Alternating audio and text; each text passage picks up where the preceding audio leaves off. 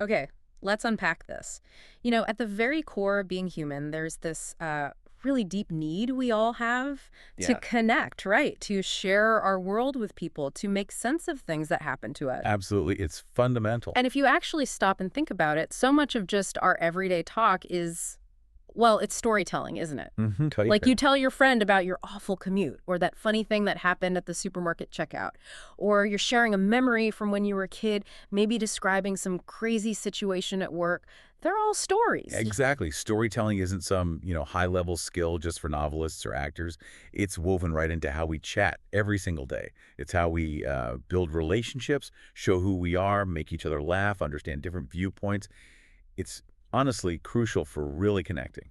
It really is. But, and this is a big but for lots of people learning English, this supernatural, really essential part of conversation can feel, well, pretty intimidating. Yeah, that's a common hurdle. We've been digging into this stack of material all about telling stories well in English, and the source material really highlights this. It points out that learners often run into problems. Maybe they jump between different ideas and the listener just can't follow along. Right, the flow isn't quite there. Or they get the verb tenses mixed up, which makes it confusing. Like, when did this actually happen? Past, Yeah, present. tense consistency is tricky. Sometimes they just throw in way too many details, you know, stuff that isn't really needed, and it just overwhelms the listener, buries the main point of the whole story. That struggle is so real. You have this clear picture in your head. You know exactly what went down, how you felt.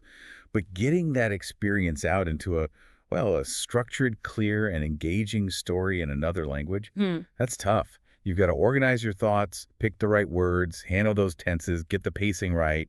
Right.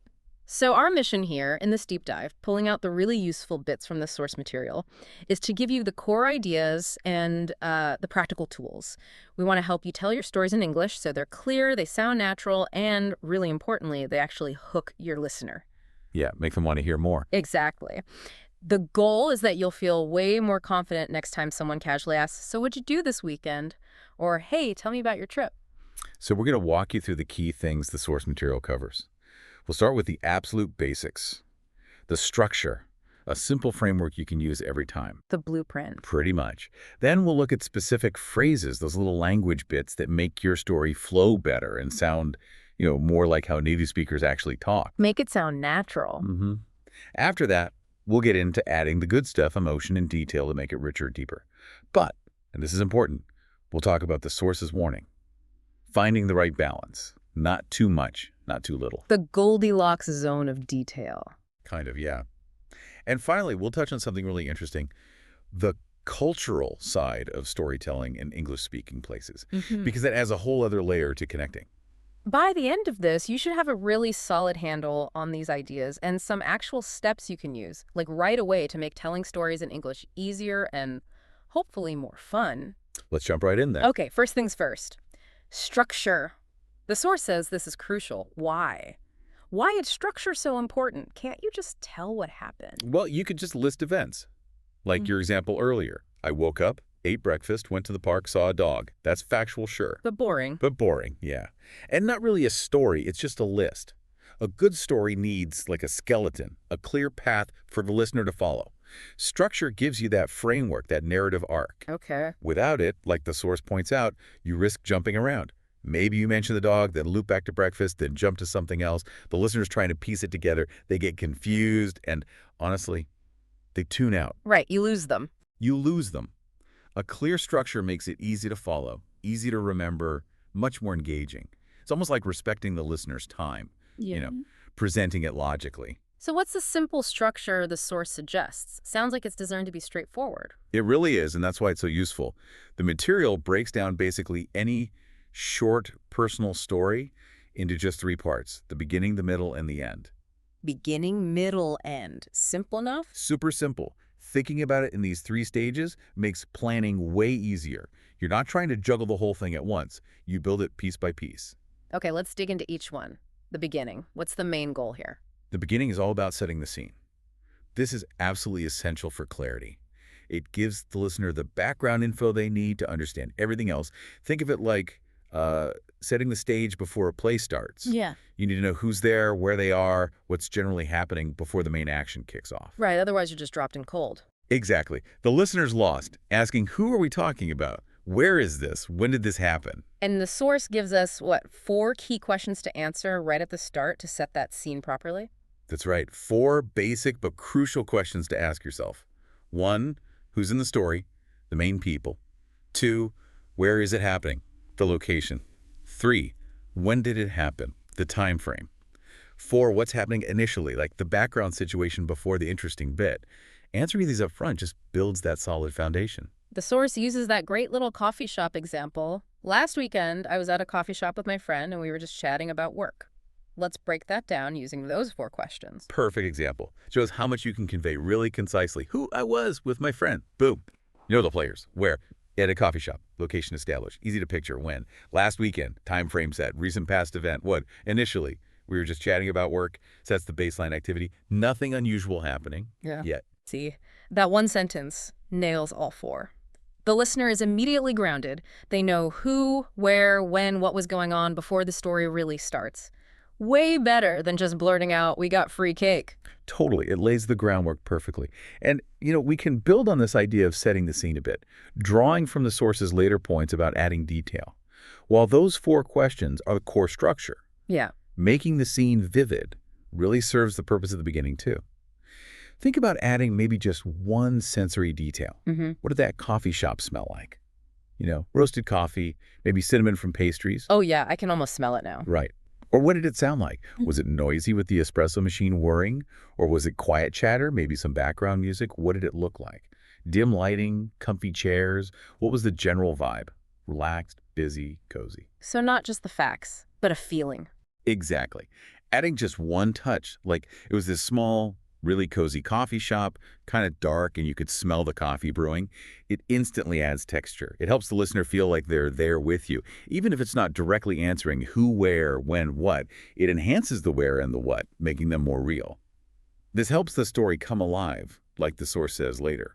It preps the listener even better. That makes a lot of sense. The beginning isn't just checking boxes. It's drawing the listener into the story's world from the get-go. Okay, scene set. 4 questions answered, maybe a nice sensory detail thrown in. What's next? The middle. The middle. This is the core, the heart of your story. This is where, as the source puts it, something interesting happens. It's the main event, the problem, the surprise, the conflict, the key action, whatever makes this moment worth telling someone about. Is the disruption to that ordinary scene you just set up. So back to the coffee shop. What was the interesting thing there? The source says, suddenly the waiter walked over and gave us a free dessert. We were so surprised because we hadn't ordered it. Getting free dessert you didn't order? Yeah, that definitely counts as interesting when you were just talking about work budgets or whatever. Right. It breaks the pattern. The main action is the unexpected arrival of the dessert. And notice that word, suddenly. The source includes it, and it's important. Why suddenly? It's a signal flare for the listener. It basically says, okay, pay attention. Here comes the main event, and it's unexpected. It snaps their focus right to this peak moment. It creates a little burst of energy. And they also included the reaction. We were so surprised. Yes. And that's great because it links directly to the later point about using emotion. By saying how they felt surprised, the storyteller isn't just reporting an event. Waiter gave us dessert.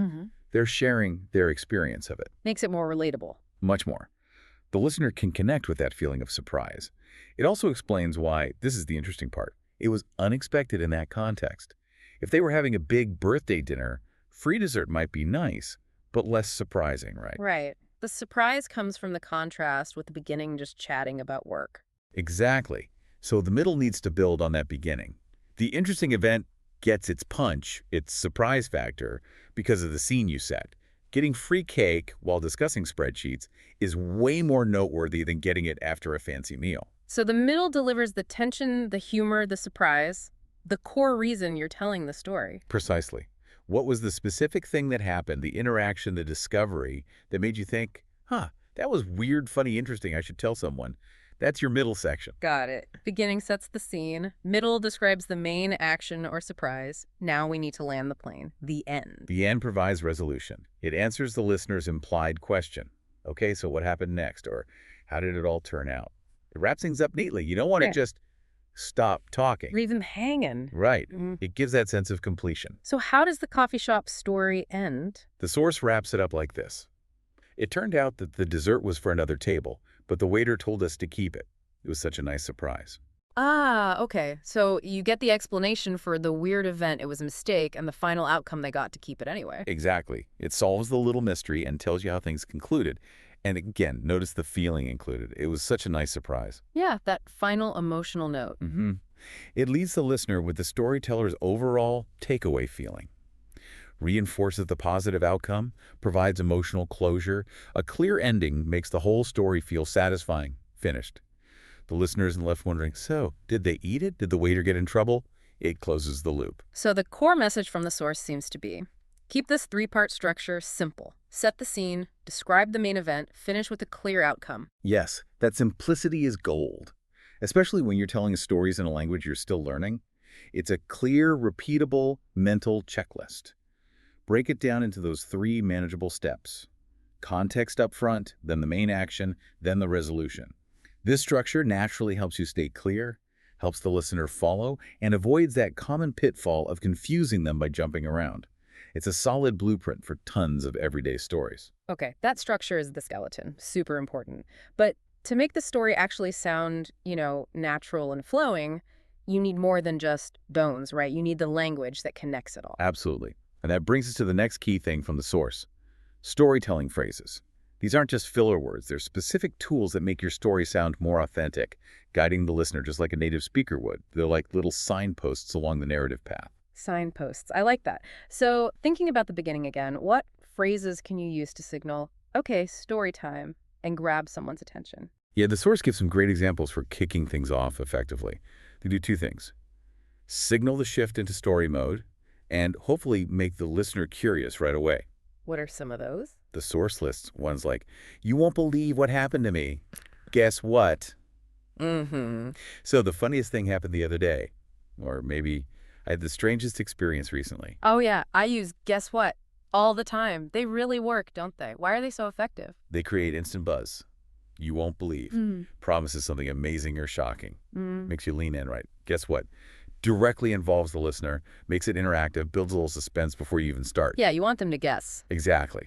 So the funniest thing clearly signals the tone. This is going to be humorous. Get ready to laugh.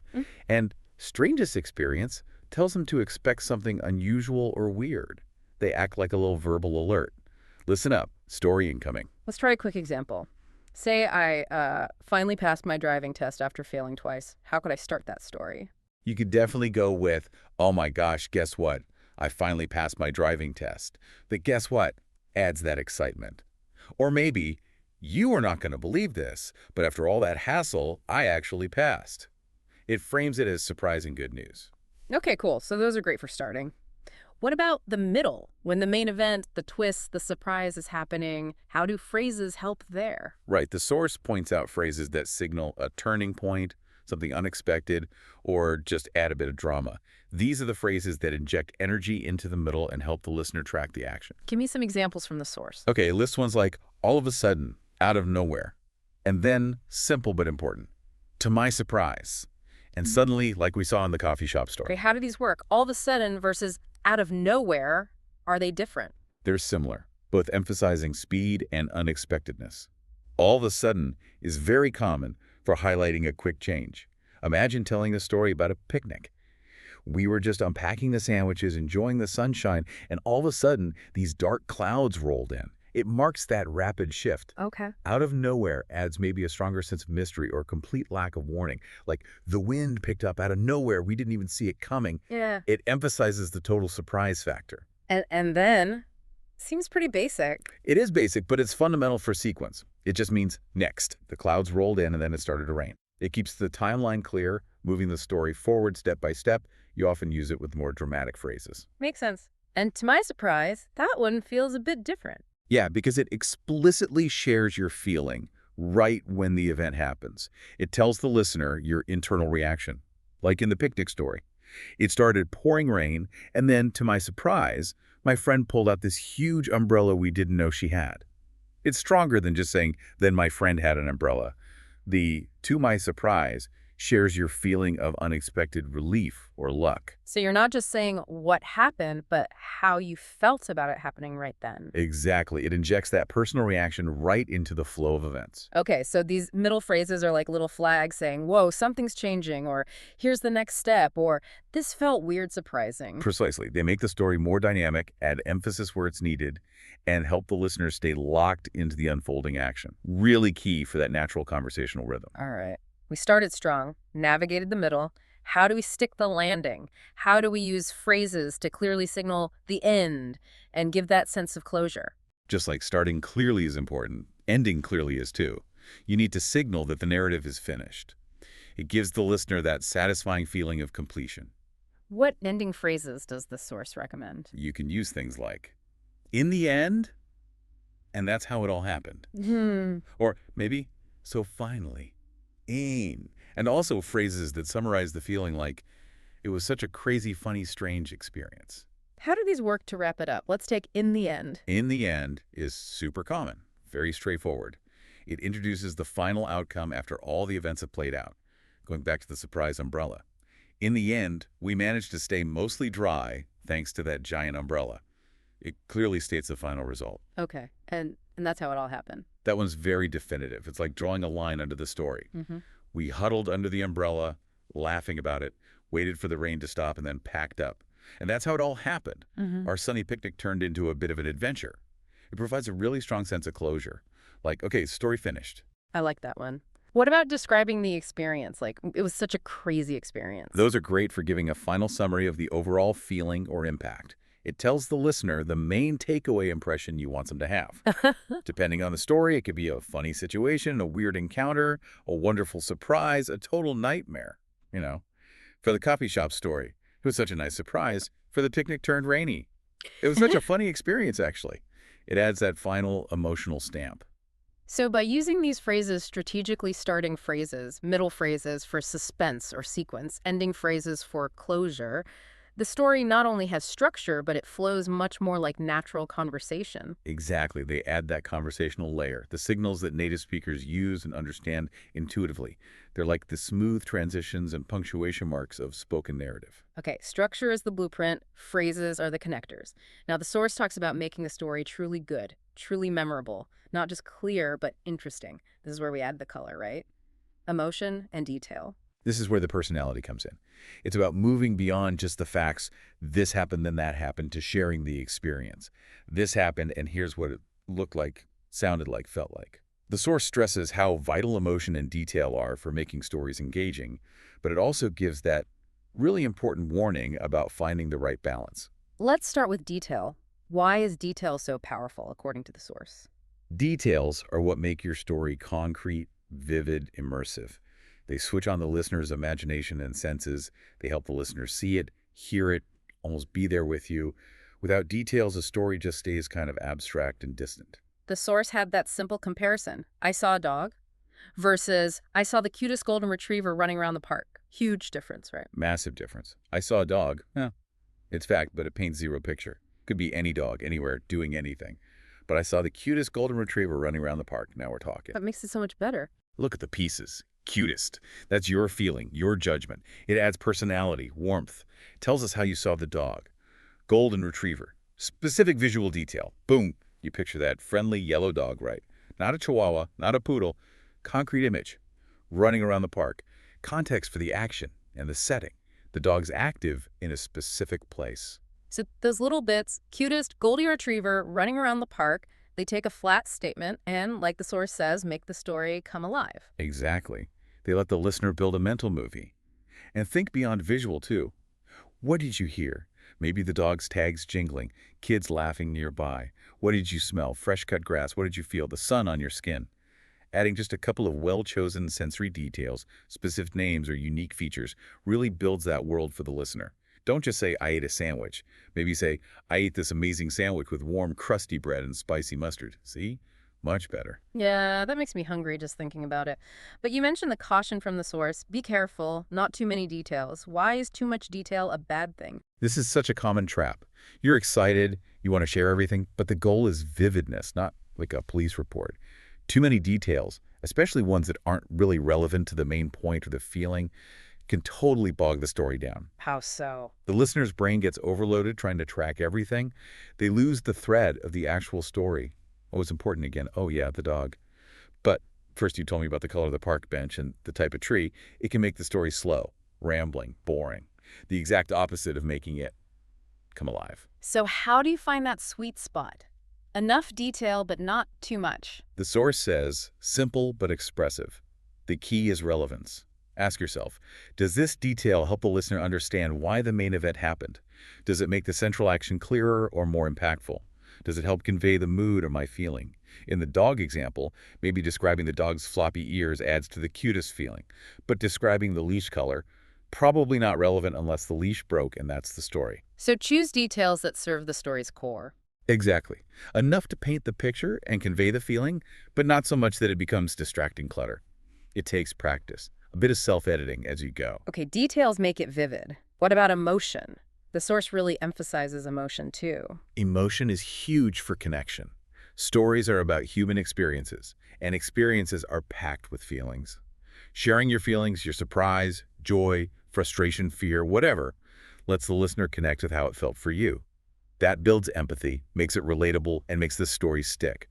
A story with facts might inform you, but a story with emotion, that moves you. The source compared, I was surprised with, I was shocked, I couldn't believe it. How does that show the power of expressing emotion better? I was surprised. Sure. Okay, it labels the emotion, but it's pretty mild, pretty generic. But I was shocked that uses a much stronger word and implies bigger impact, maybe disbelief. Adding, I couldn't believe it reinforces that feeling, describes the effect of the shock on you. It paints a much richer picture of your internal state. So using stronger, more specific emotion words or phrases that show the intensity or effect of the feeling helps the listener feel what you felt, like the source says. Precisely. You're not just naming the feeling, you're showing its depth. Think about other feelings. Instead of just, I was happy, maybe I was absolutely thrilled, or I was grinning from ear to ear. Instead of, I was scared, maybe my heart was pounding, or I was terrified. Instead of, I was sad, perhaps I felt really down, or I was heartbroken. These give the listener a much clearer window into your experience. Makes the connection much stronger, but same caution as with details, right? The source warns, don't overdo it. Yes, absolutely.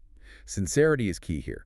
If you make everything sound like the most dramatic event ever, using super intense language for minor things, it starts to feel fake, performative, maybe even a bit exhausting for the listener. Like crying wolf emotionally. Kind of, yeah. The emotion needs to feel authentic and scale to the situation.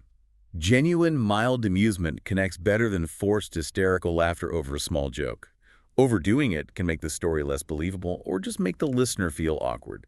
It's about adding real emotional color where it fits, not splashing melodrama everywhere. So the takeaway is, use detail and emotion to make the story vivid and relatable, but keep it balanced. Relevant details, not clutter. Sincere emotion appropriate to the event. That's the sweet spot. Bring the story to life, inviting the listener into your experience, both what happened and how it felt. Okay, structure, phrases, emotion, detail. Covered. The source then adds another really interesting layer. The cultural context of storytelling, especially in English-speaking cultures. This is so important because it helps explain the why behind some of these techniques. The source emphasizes that in places like the US, UK, Canada, Australia, storytelling is just a massive part of daily conversation. It's not reserved for special occasions. People share little stories constantly about their commute, their lunch, something funny their cat did. It's a huge way people connect. And it makes that really sharp point about, say, American and British culture. Storytelling isn't always just about relaying facts. Often, it's about entertainment. This is a crucial insight for learners. Yes, conveying information happens, but often, especially in casual chat, the main goal is to engage the listener, make them laugh, make them feel suspense, make them feel surprised or touched.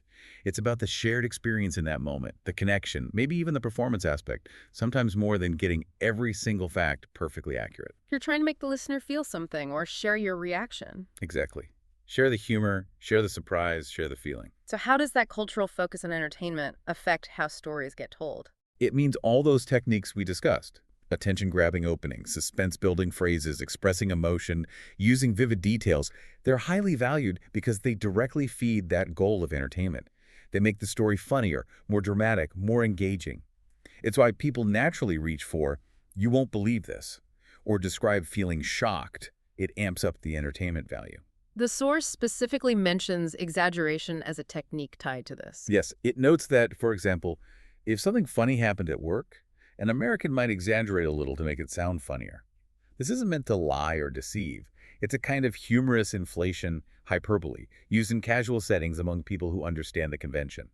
The goal isn't a factual report, it's to maximize the humor. Can you give another example of that playful exaggeration, like the source's bear wrestling one? Sure, imagine your boss asks you to do one tiny extra task at 4:59 p.m. on a Friday.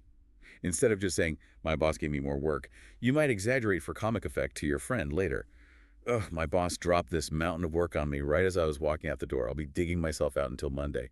It wasn't really a mountain, but the exaggeration conveys your feeling of, "Oh, come on," in a funny, relatable way. The listener gets the feeling, not the literal fact. Right, like saying, I waited forever when you waited 10 minutes. It expresses the feeling of impatience. Exactly. It's figurative language for emotional or humorous effect, and culturally, it's usually understood as such in informal contexts. The source also brings up nonverbal cues. Ah, yes, gestures and voice changes. Totally. The source rightly points out that in casual talk, people use their hands, their faces, their voices a lot. These are powerful additions to the verbal story.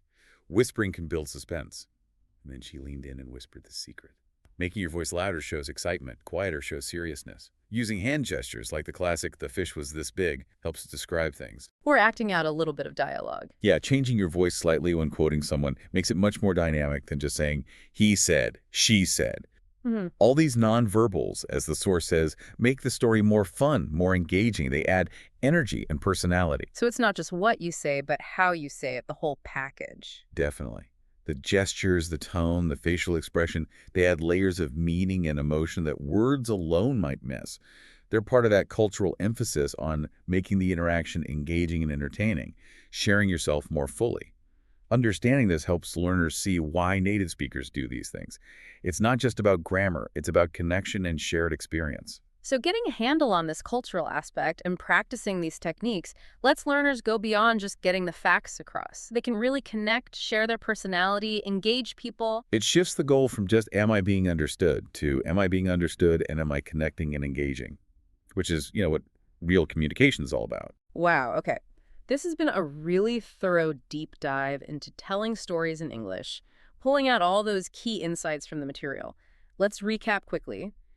We started with that essential blueprint, the simple beginning, middle, end structure for clarity. The foundation. Then we looked at those useful storytelling phrases for starting strong, building suspense, wrapping up clearly, making it sound more natural. The flow and signals. We explored adding color and depth with emotion and detail, making it vivid and relatable, but crucially, finding that balance, not too much, not too little. The richness, but with care.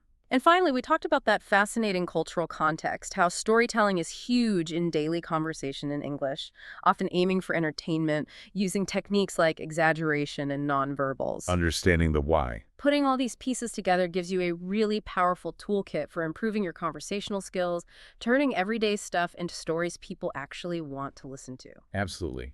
Practicing these things really will boost your confidence when it comes to sharing stories in English. You'll feel much more equipped. Which leads perfectly into the challenge that the source material lays out. It gives you 3 clear, practical steps to start practicing this stuff right now. Okay, step 1. Think of a short story from your own life. Doesn't need to be epic. Something funny from yesterday, a small surprise last week, an interesting thing you noticed. Keep it simple to start. Got it. Step 2. Plan it using that 3-part structure. Quick mental outline. What's the beginning? Who, where, when, what? What's the middle? The interesting bit. What's the end? The result. Okay, structure it.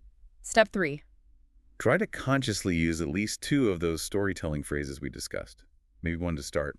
Guess what happened? And one in the middle, all of a sudden. Or at the end. In the end.